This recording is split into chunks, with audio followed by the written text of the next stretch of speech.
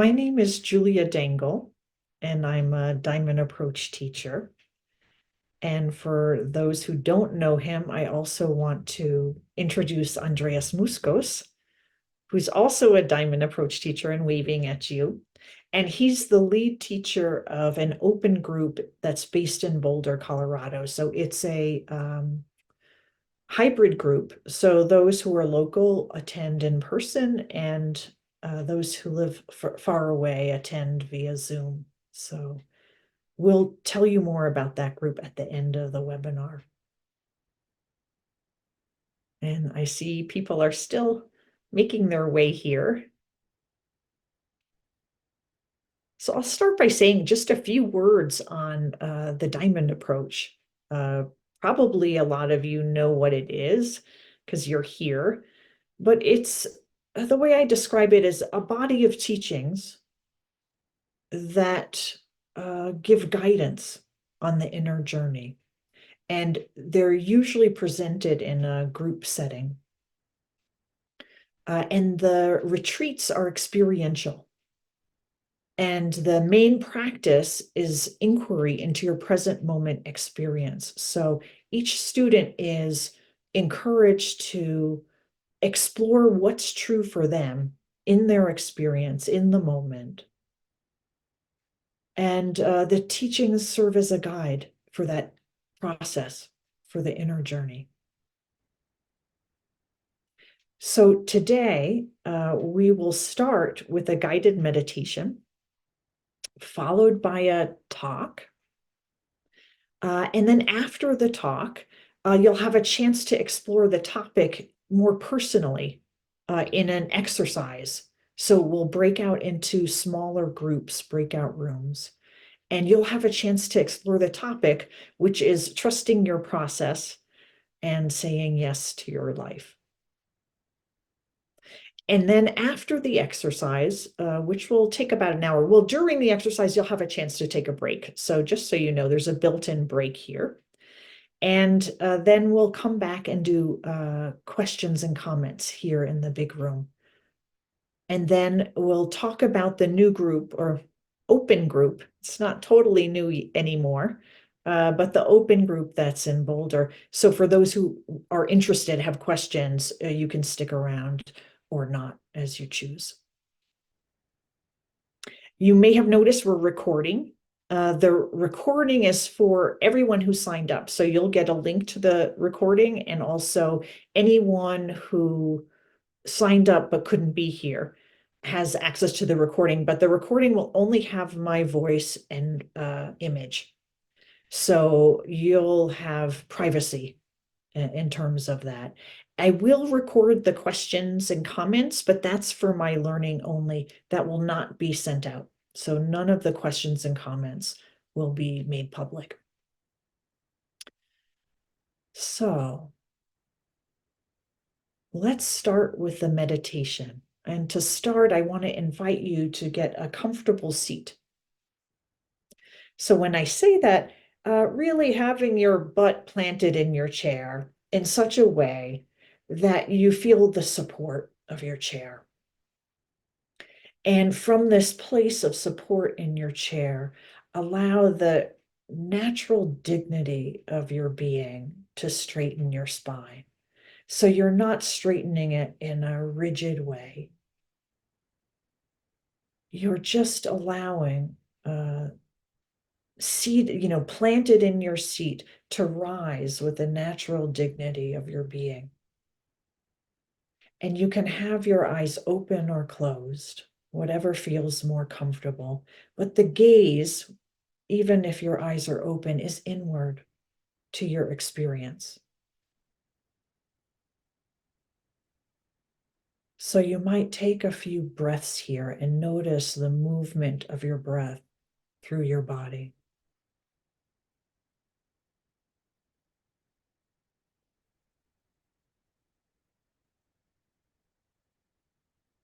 And this meditation is going to be a sensing meditation. And I want to invite you to start by sensing your toes. Sensing each of your 10 toes, whatever they're feeling, the temperature, maybe your sock, the contact each toe is making with each. Sensing whatever sensory data your cells are sending your awareness. And you could imagine your awareness descending all the way and filling your toes. And now filling the balls of your feet. So sensing every cell you can of your feet, now including the arch of both feet. And with your next inhale, you can imagine the breath descending all the way into your feet, sort of following that inhale down with your awareness, sensing now the heels and the top of your feet.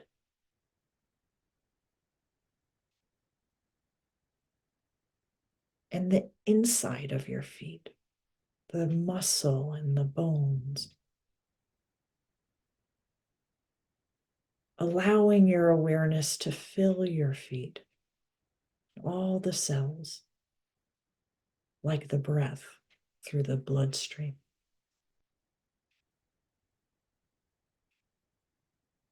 And expanding your awareness to include your ankles,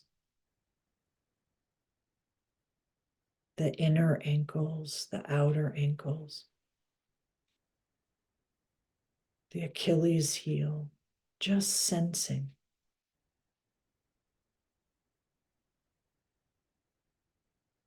And expanding your awareness to include your calves, your lower legs, the shins. So you're feeling what you feel on your skin and also inside those lower legs, sensing. So at any given moment, our body is sending us sensory data, and often we're not in touch with it. So we're just inviting our awareness to welcome all that sensory data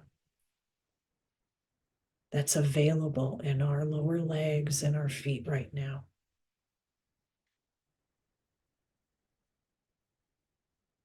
And expanding to include your knees, the crooks of your knees, the kneecaps, the left side, the right side.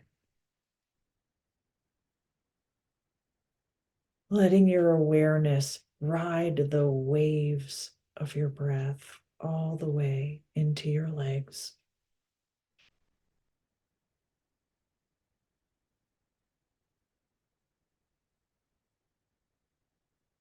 Now including your thighs,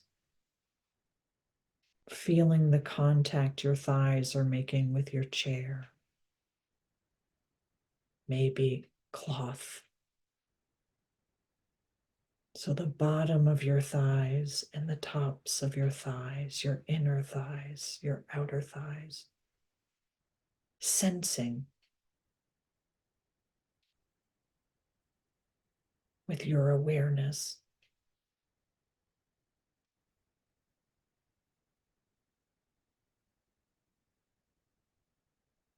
So your whole leg, both of your legs are now plump with your awareness, sensing.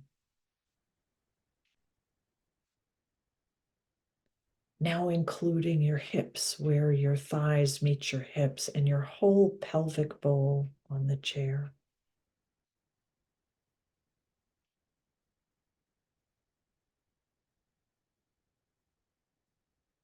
Sensing whatever's there to sense. For some of us, there might be pain or tension, and just greeting whatever sensations are there with our awareness.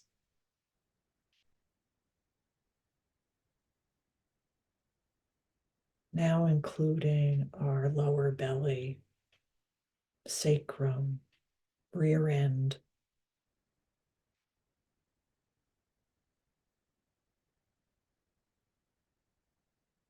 sensing our whole lower body.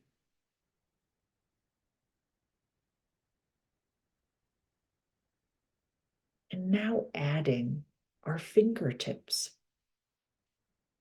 the tips of our fingers along with the lower body. Just sensing the temperature, maybe the air or the contact our fingers are making, and the whole length of our fingers. And each of them, our pinky, our ring, our middle, index, thumb, all of our fingers filled with our awareness, sensing the inside of them, the muscle and the bone, and now the palms of our hands and the tops of our hands, into our wrists,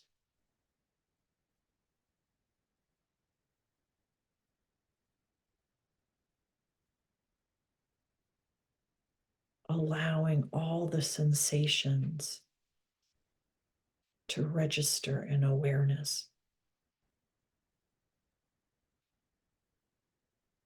And now including our wrists, moving into our lower arms,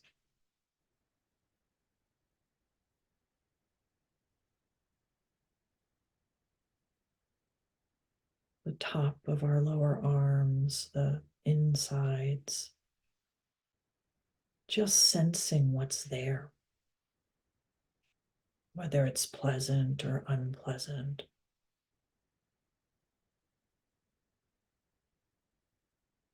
And sensing our elbows, the crooks of our elbows, the outer elbows.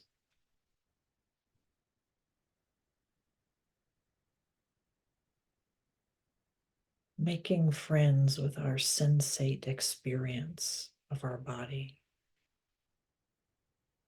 And now our upper arms, from the elbow all the way to the shoulders.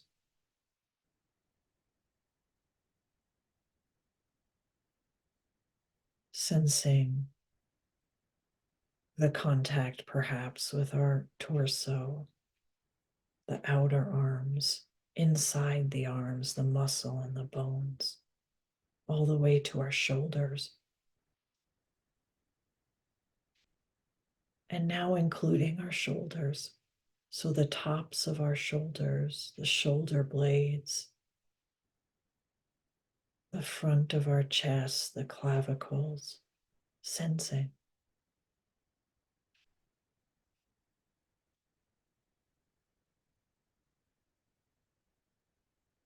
Paying exquisite attention to that sensory world our body is communicating. And now descending into our chest and our rib cage, the whole three-dimensional rib cage, the back of the ribs, the front of the ribs, noticing the expansion and relaxation with our breath. The natural movement of our body as it's impacted by the breath. And into our bellies and our backs, our spine. Sensing whatever's there, pleasant or unpleasant, just allowing, inviting it into awareness, all that sensate experience. Now including our necks, where our necks meet our torso, our throat, the front of our necks, the sides, the back of our necks, where our necks connect with our head, inside the neck, all that sensory experience.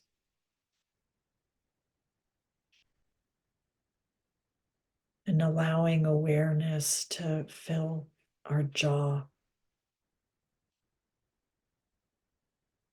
whether there's tension or relaxation, just touching whatever sensate experience is there with our awareness.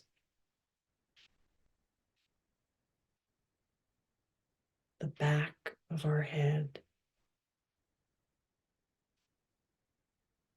our ears, the sides of our face, the temples, the face itself, sensing, becoming aware.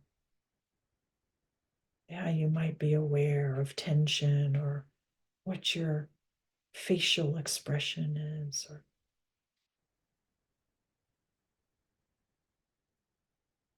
the back of the head, the top of the head, the forehead, bringing all that sensate experience into awareness.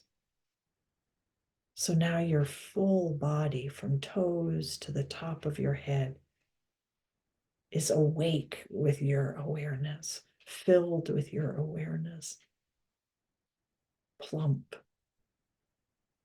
with your awareness.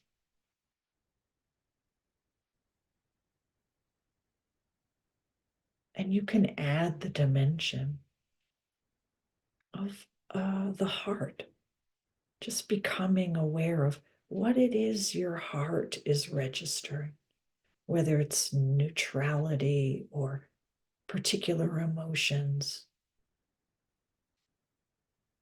sadness, happiness, whatever's there, just allowing your awareness to greet it.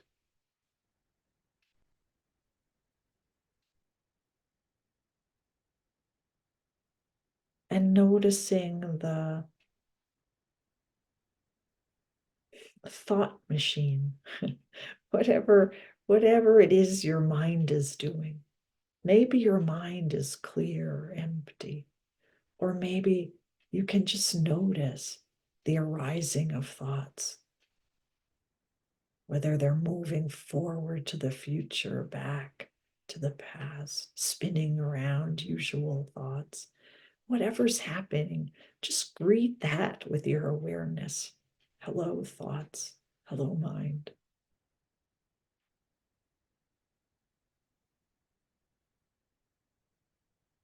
And now bringing into awareness of listening. So, awareness that you're in a field of sound. My voice is probably in that field, but if you listen, you might notice all kinds of sounds like traffic or wind. Just become aware that you're listening, immersed in a field of sound.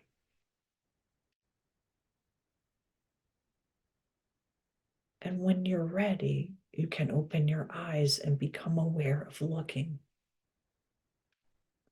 And here you're aware that you're immersed in a field of color and light, form. So this is an introduction to one of the practices of the diamond approach, sensing, looking, and listening with some added details.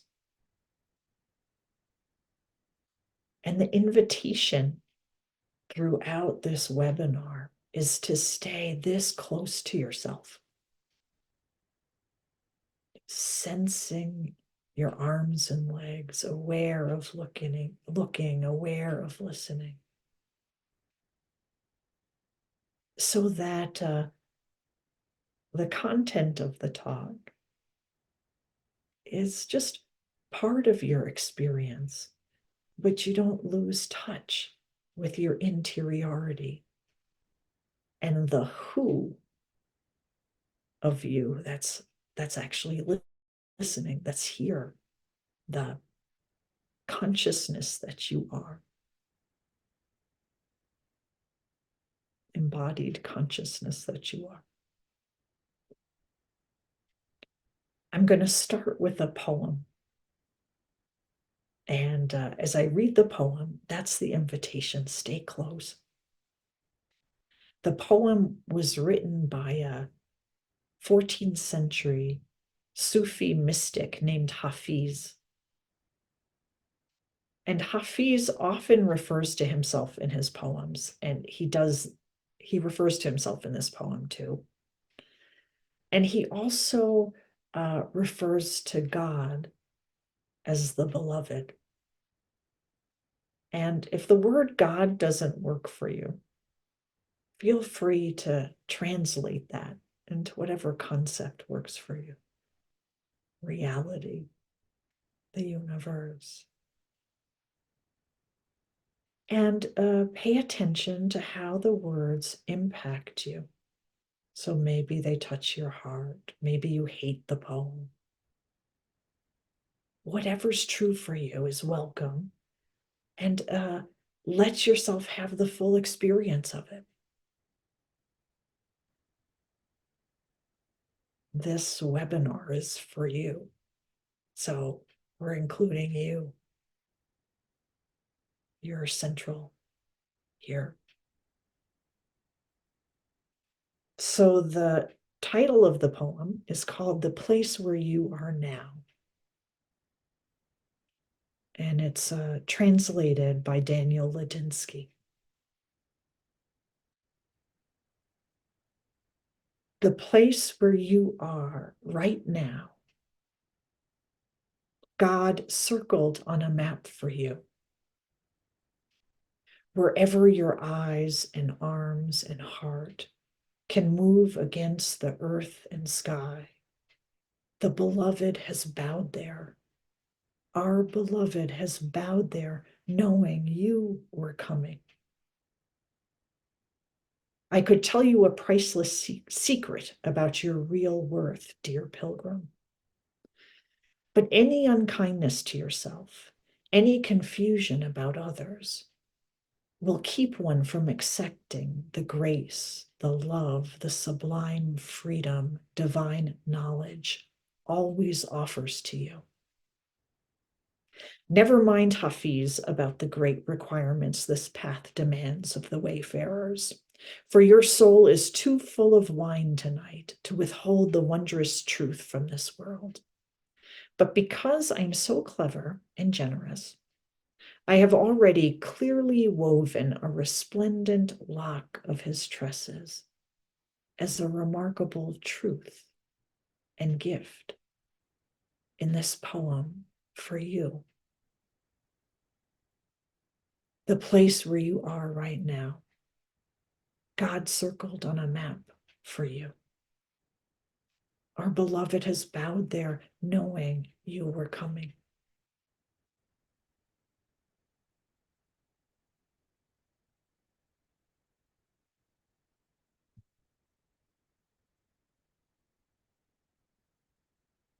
So each of us coming to this webinar is immersed in very particular, unique circumstances. If we're here, we've already learned a lot about ourselves and what it is to be human. And we have a thirst, or at least a curiosity to know more. Things have unfolded along a unique trajectory for each of us, one that we may or may not like, bringing us to this moment, meeting here together. What if the place you are right now, whatever it is you're feeling in this moment, whatever it is you're facing in your life, is a place of honor circled on a map for you, for your growth, your unfolding, for becoming more fully who and what you are?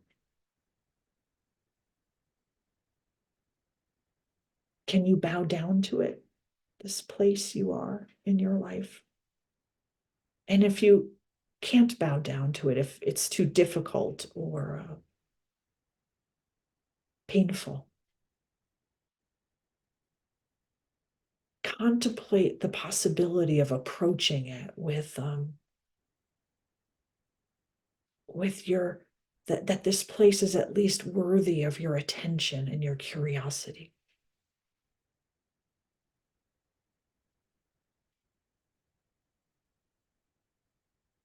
even if it's hard, and sometimes especially if it's hard.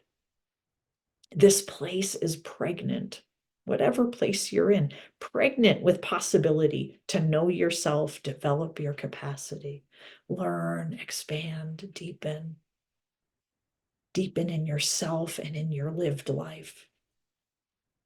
I mean, there is no your life without you, the real you. There is no real life without the real you, in a way. So saying yes to life means saying yes to where you are in your life and who you are now, without rejection. And each one of us will be in different places. Life's unfolding is mysterious. And one perspective is that we're each a location of consciousness, each face here, a location of consciousness, embodied consciousness, moving through this world along a very unique trajectory, a unique path, encountering unique and particular circumstances.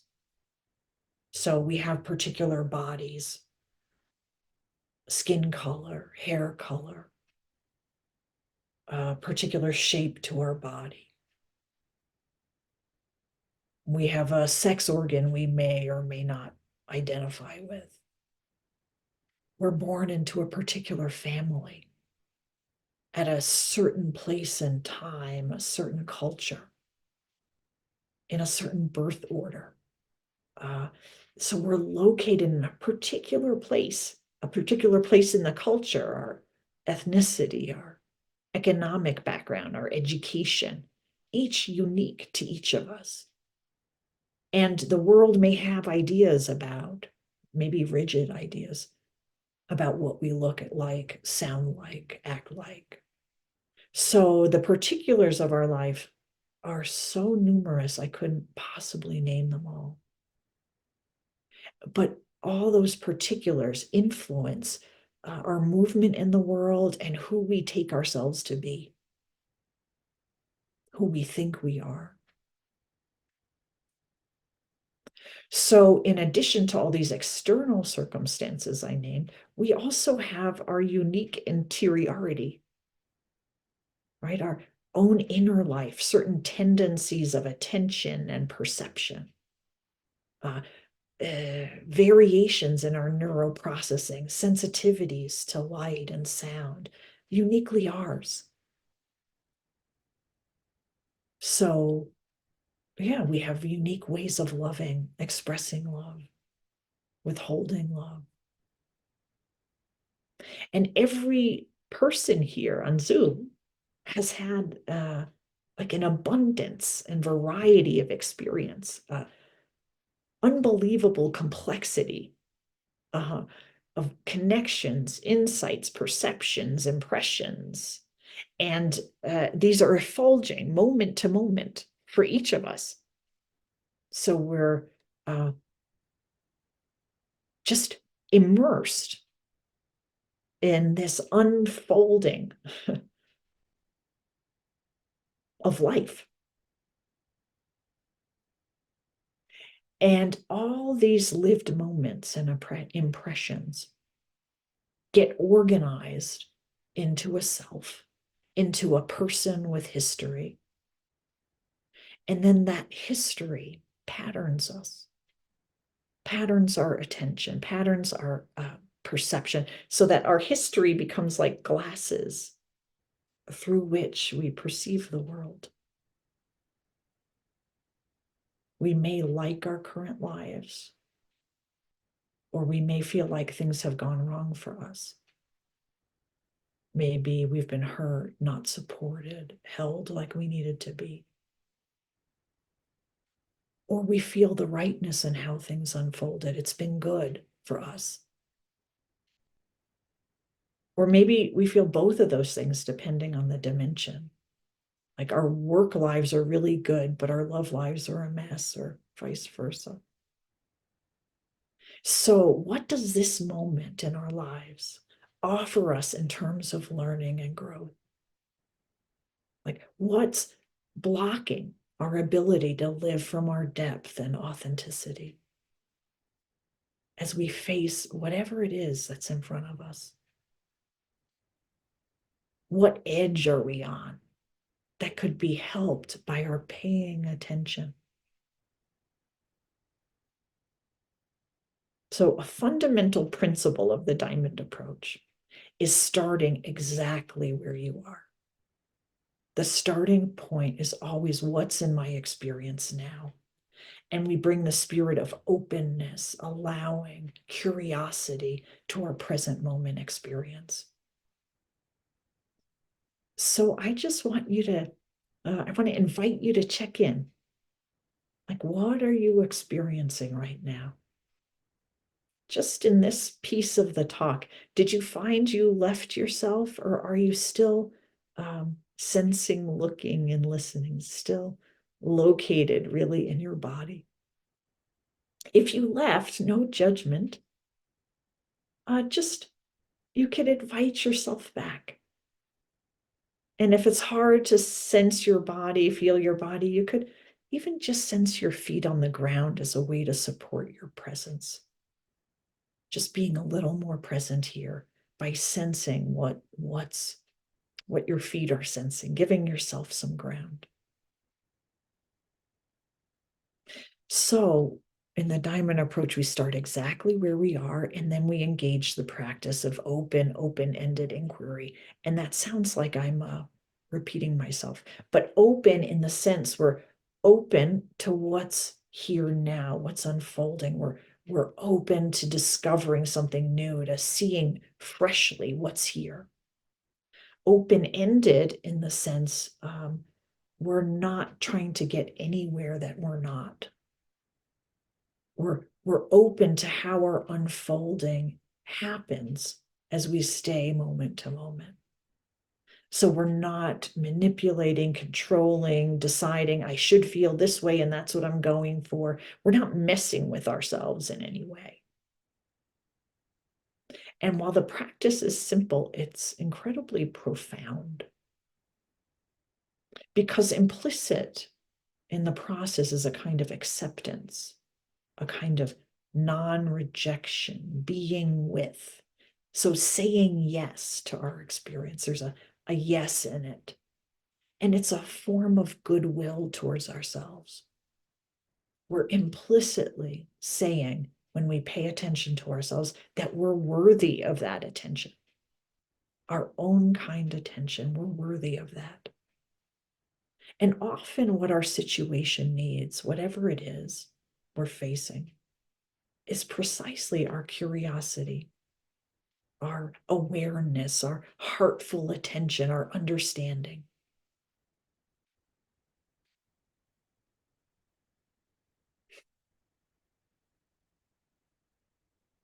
So open-ended inquiry invites our presence in the now and the help and capacities that are inherent in our actual presence.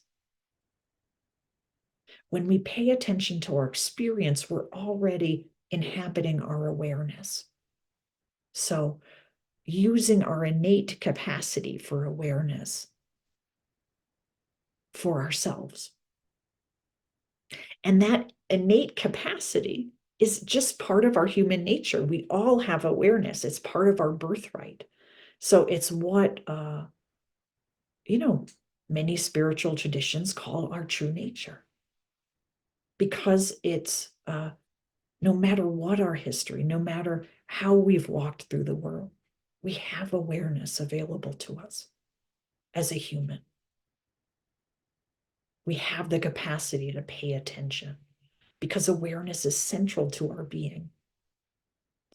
So as we feel what we feel and are present to it, other capacities might arise, like the capacities of the heart, which are also just human capacities, part of all of our inherent nature. So our heart's presence has the innate capacity for love, for example, love or compassion. Whatever our history, we all have the ability to love. And if we're not in touch with it, it's because that capacity is blocked, not because we don't have it. So we can all feel love, compassion, humor, even in dark places. We can feel a welcoming affection. We can feel curiosity, wanting to know things, bringing a fresh view. All of that is our human nature, true nature, you could say. So, in some sense, true nature can sound esoteric, but all of these capacities we know from our experience.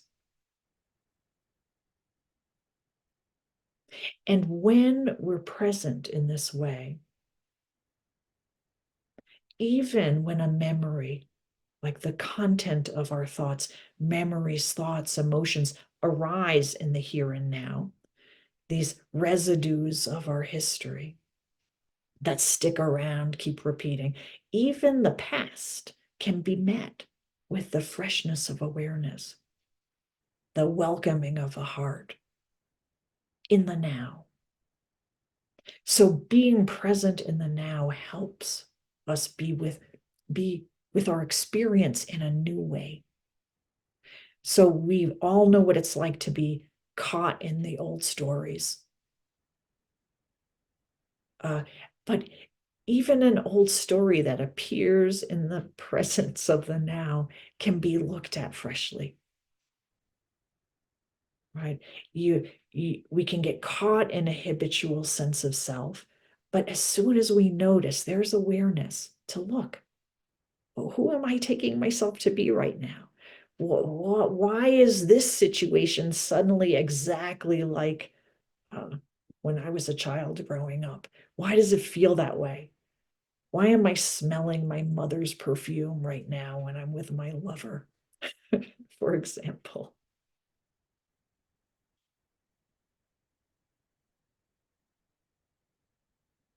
So being present can transform experience.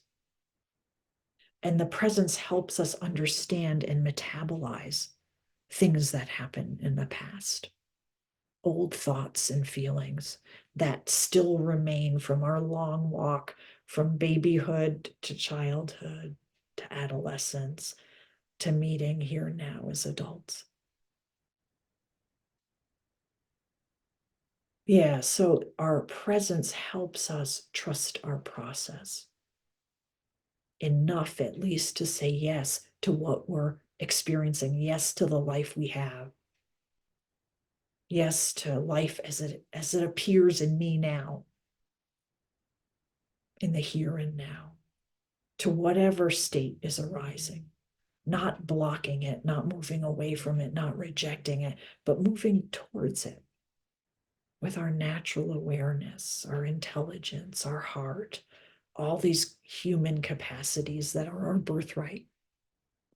So I'll give you an example, kind of an everyday example. Let's say you have an argument with your lover or close friend. And when you process it, whether it's with your lover or later after the argument, you're by yourself, either way, you might go through all kinds of difficult feelings like anger, disappointment, hurt, frustration. You could just think now of the last conflict you had with somebody you love and all those feelings that got shaken up, stirred up. If you stay with your feelings and not the story, not what you think your partner's doing wrong, but the actual feeling as it appears in your body, hang out with it with an attitude of curiosity and openness, you might notice something new happens. Maybe, for example, you start to recognize that the hurt you're feeling with your lover reminds you of the hurt you felt as a child in your family. That's one example. And as that becomes clearer, you might recognize a child self in you that's wanting something from your lover that you didn't get from your mother or your father or your family. So as you notice that, memories of not being held might arise, or you feel that old hurt as a child, old longing. And as you stay with the hurt, it's possible something like compassion could arise in your heart. Compassion for the hurt child you were. And this is a way that inquiry with presence can move from an everyday argument to an aspect of your true nature, compassion. So it's like the material of our life becomes a doorway to our nature. So then you might meet, if you just stay with your experience, you might feel the compassion, the soft, loving, tender, uh, soothing qualities of compassion. And that compassion, that softness, that tenderness meets this hurt place in you. So again, compassion is a universal human capacity, and it often gets blocked when we lack understanding or we're refusing to feel our pain. So in this example, you've now gone from this painful argument with your lover to an aspect of your true nature, and all by saying yes to what you were experiencing, and staying with it in the now, in the freshness of the now. And so now maybe that child self is feeling the compassion it needed all those years ago that it didn't have at that time.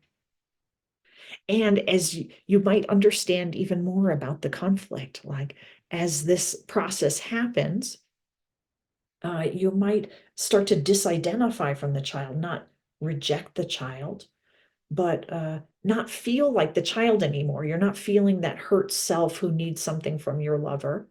You kind of see like, well, it's not exactly realistic to think this person can give me what my mother didn't, can make up for that. So as that process happens, you you see more of the whole situation. Maybe there's compassion for your lover too now. And you might have a lot more capacity to hold that child self, that child you. Um, yourself. And so you don't have to necessarily bring that child to your lover, because there's a place in that for that child in your own heart.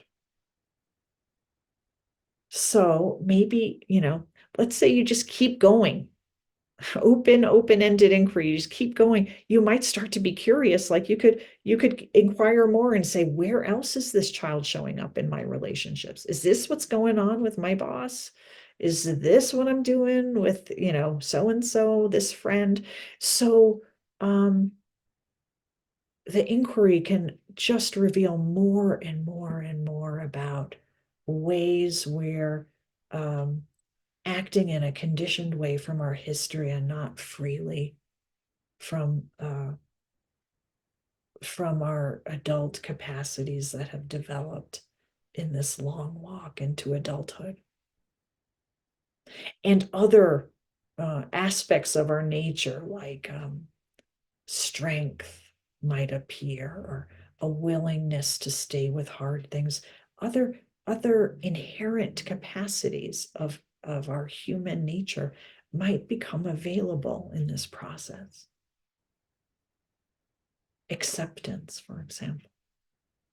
So the more we allow ourselves to be exactly where we are, without interference, messing, manipulation, rejection, the more uh, our true nature and our being reveals itself and becomes available. So you might be thinking, that sounds easy. um, but of course, every inquiry doesn't lead directly from a conflict to true nature or the depths of our true nature. So um, we encounter all kinds of obstacles. And it could be, common obstacle. It could be, just simply not wanting to feel what we feel, right? So we had that argument and it feels yucky, whatever it is, like that, all that anger and frustration. We pop open a beer and watch our favorite show. And that's kind of just puts a lid on the whole thing for a while. So think about what keeps you uh, from staying close to yourself. What is it? What is it that keeps you from staying close? We're each on our own edge, following our own thread, uh, each on a unique trajectory of development. So trusting our process means trusting really what's happening here, not in some other location.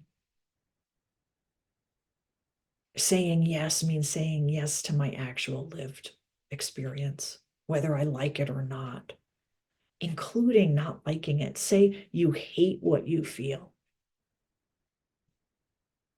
Then you inquire into that. You inquire into the hate. We approach hate even in the spirit of wanting to understand it.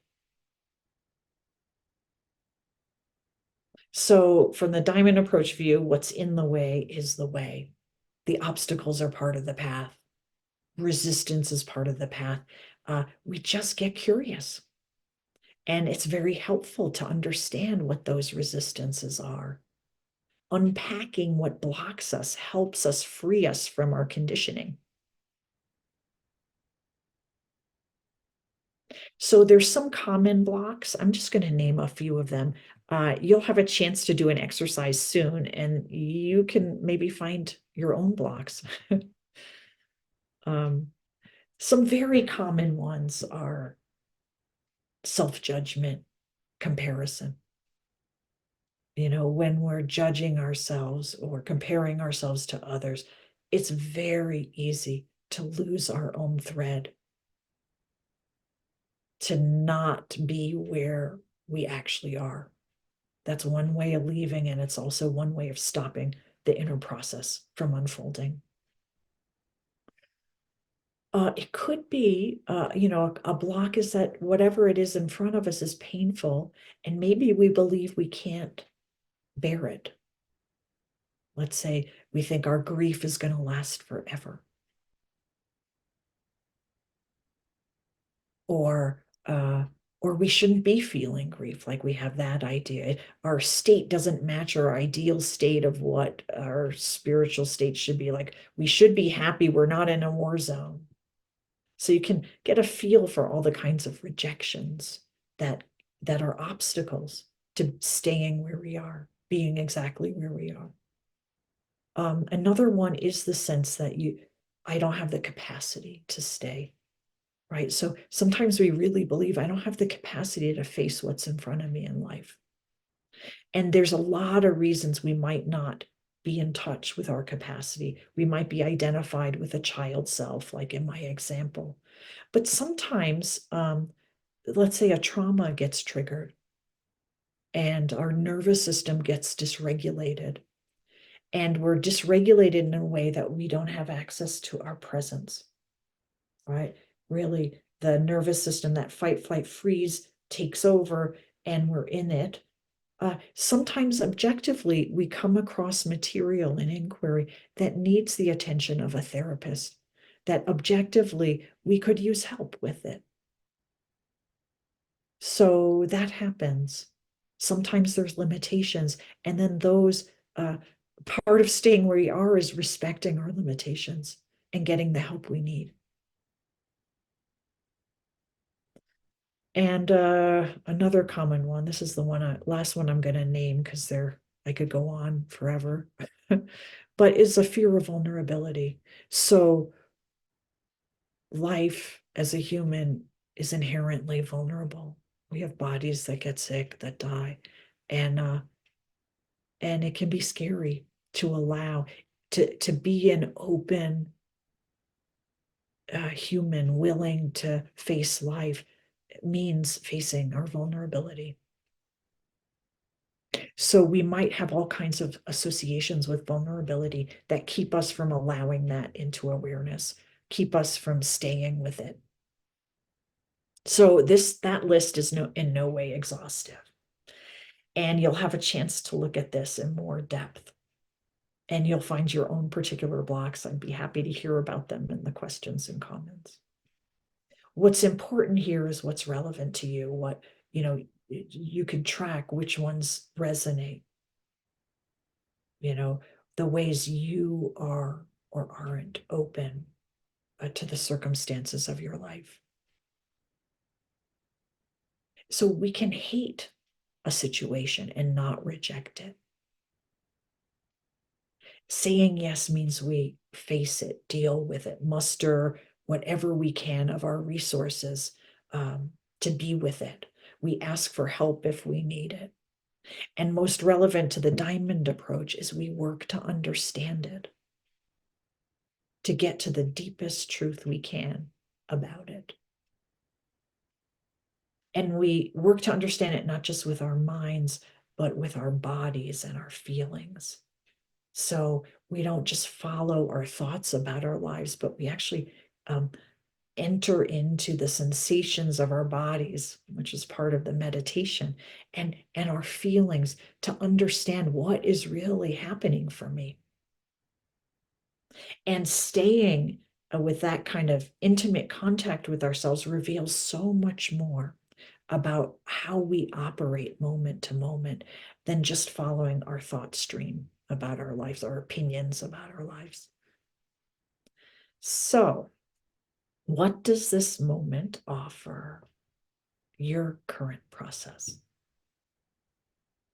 What edge are you on that might bring discovery or revelation?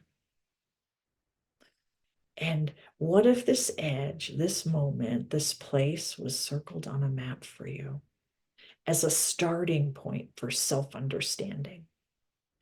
What if your current situation is a provocation to grow and develop, to free yourself from habitual patterns? With each of us in the midst of unique situations, with unique sensibilities, the lessons will be unique to each of us. So we have a chance to inquire right now. So the inquiry will be in the form of a monologue in groups of 3. I'm going to give you the topic and then I'll say more. I know some of you have done many inquiries and some of you maybe none at all. So I'll give you more specific directions about how to do the inquiry, like what the form is. But the topic is, and somebody's going to put it in the chat, explore a difficulty you're experiencing in your life. And you might choose something a little smaller because you only have 15 minutes and you may be in a group with strangers. But a difficulty in your life. And then check in. What do you experience in your body, in your heart, in your mind, as you bring the difficulty into awareness? So you bring up the difficulty, you check inside. How much presence, awareness, kindness, and compassion is available to you as you contemplate this difficulty? And there's no expectation anything will be available to you. It could be nothing. I'm like a rock, and that's fine. You get to look at that. But you can check in and see like what's available here.